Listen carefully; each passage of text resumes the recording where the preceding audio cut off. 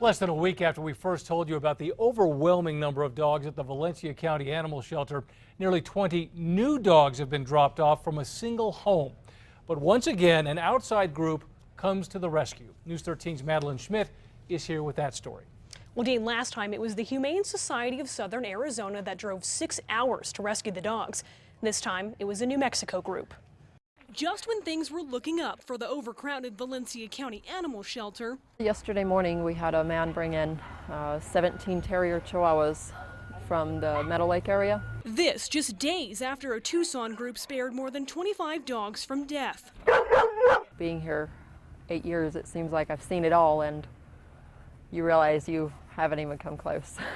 Shelter supervisor Patty Mugen says the man who dropped the dogs claims they were abandoned in a home since the first of the month after the owners moved. Very common, actually, when animals are abandoned. It's just not usually in this number. But for 19 days without care, the dogs look well fed. That has Mugen wondering. We're just trying to get some more details in order to figure out what the real story is behind this. Already forced to euthanize as many as 30 dogs a week, these pups are an added burden.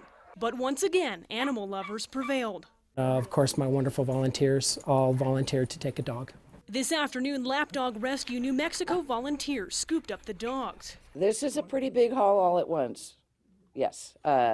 Lapdog has an incredible foster base, and because of that, when the word went out yesterday, people just stepped up to the plate. The terrier chihuahuas will now recover in warm, loving homes.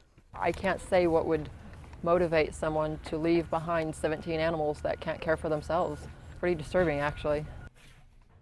Mugen says several people have already called and emailed the shelter wanting to adopt these dogs, but those people will have to wait. The shelter is required to hold them for 72 business hours before they can be adopted out. Dean, back to you. Okay, Madeline, thank you. The shelter is not sure who was living in that home where the dogs were found or if they still live in New Mexico.